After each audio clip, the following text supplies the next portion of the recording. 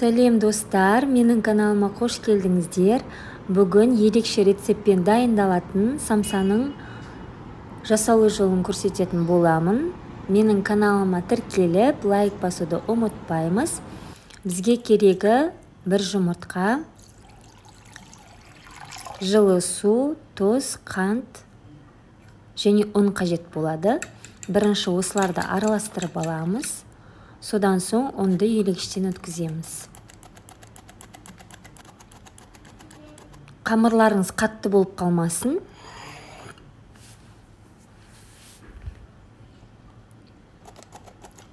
Ұнды бірнеше бөлікке бөліп, 3 бөлікке бөліп, осылай қамырымызды илейміз.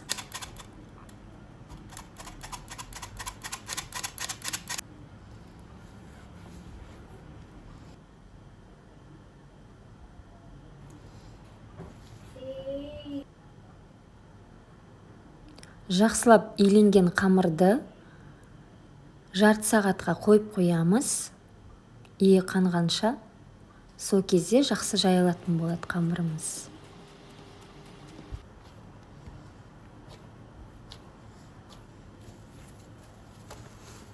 Осылай целлофанға орап қойдық. Енді салмасын дайындаймыз. Біз тартылған еттен емес, осындай етті өте майда етіп турап жасайтын боламыз. Дәл осылай жасайтын болсаңыздар, салмасын өте дәмді болып шығады. Негізінде еттеріңіз майлы болғандары дұрыс. Бірақ менде еті майсыз болғандықтан мен кішкене сұйық май қостым. Және пиязды көбірек қоссаңыздар, сол кезде самсаларыңыз ерекше дәмді болады. Өте майда етіп турайсыздар. Үстіне осындай пиязымызды салып, пиязды көбірек салғандарыңыз дұрыс болады. Дәміне қара бұрыш, тұз себесіздер және кішкене сұйық май, егер еттеріңіз майсыз болса. Жақсылап араластырып дайындап қоямыз.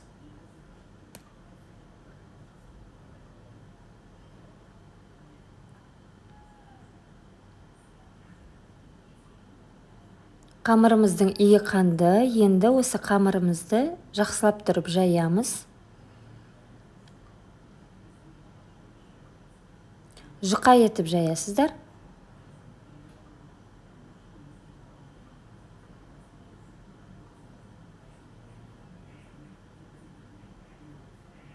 Бұл самсаның дәмі сондай керемет. Дәл тандырда пісірілген самсаның дәміне қатты ұқсайды. Менде басқа да самсаның рецептісі бар каналымда. Ол да қатпарлы самса, ол басқаша дайындалады. Жасалу жолы басқаша. Енді біз маргаринімізді осылай ерітіп, қамырымызға осылай құйып, бір келкі етіп барлығын жайып шығамыз. Майы көбірек болғаны дұрыс, маргариндеріңіз. Сол кезде қамыры өте дәмді болып шығады. Енді осылай ораймыз қолымызбен.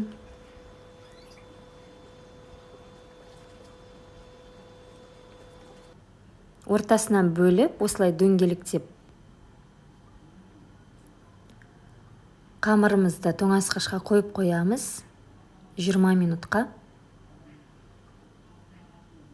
Қамырымыз 20 минут тұрып шықты. Тоңазытқышта енді бірнеше бөліктерге бөлеміз. Мен 9 бөлікке бөлдім. Сонда сіздерде барлығы 17-18 дана самса шығады. Осылай дөңгелектеймізде жайып шығамыз. Шетін кесіп, ортасын кесіп, қамырдың шетіне осылай етімізді саламыз да, жақсылап жапсытырып, дәл видеодағыдай етіп жасап шығамыз.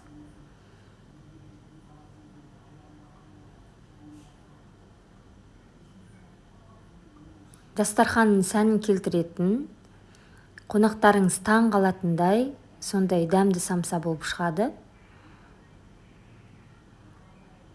Тартылған етпен де жасап көрсеңіздер болады, бірақ осылай туралған етпен ерекше дәмді болып шығады, нағыз самса болып.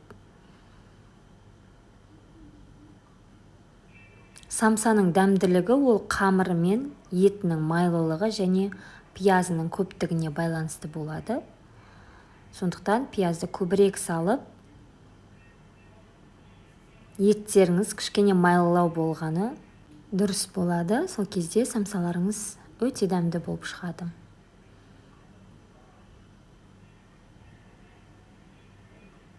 Мен салмасын көбірек қостым.